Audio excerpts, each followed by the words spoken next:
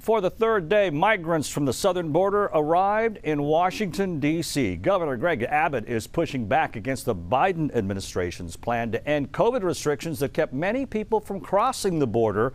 Joining us now in Washington, CBS News senior White House and political correspondent Ed O'Keefe. Now, Ed, you've been covering this for the last few days. What's the latest you can tell us?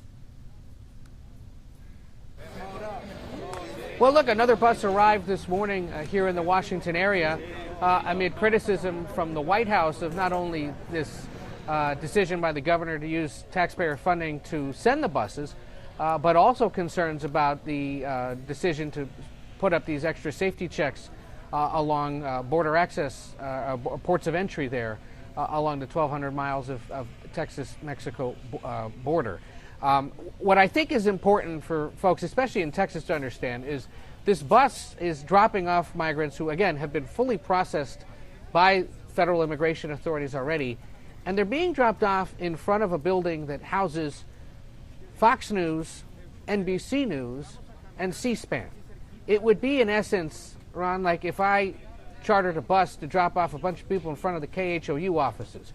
You'd probably take some interest in it and report on it.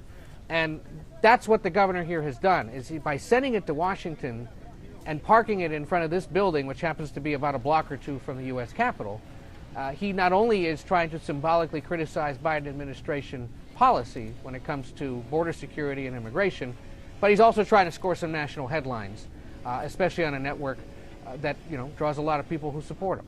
And Ed, what is expected in the next few days now?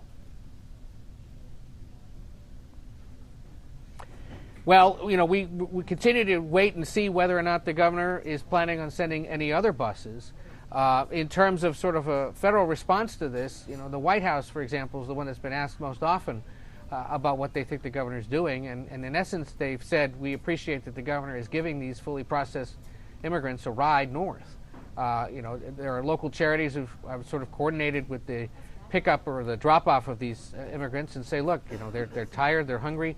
We're trying to send them in the right direction, whether it's to family or to get them some other kind of shelter. But it is emblematic of something that goes on across a lot of Texas communities where people are trying to sort out where to go next. And it is part of this ongoing election year feud between Governor Abbott and the federal government amid concerns that as we get closer to late May, when the Title 42 public health order is going to be lifted, that you're going to see potentially a big surge of migrants from across Mexico, Central America, the Caribbean, and elsewhere try to get into Texas or Arizona. And then, what effect might that have not only logistically and on the ground there in real life every day to so many different communities, but politically, as this continues to become or remain a real urgent matter and issue of concern to voters across the country. And will be brought up by people running for office in states like Texas, Florida, Georgia, Arizona, Wisconsin, and New Hampshire even, who understand that immigration is an issue that can divide or rally the base on either side of the political argument.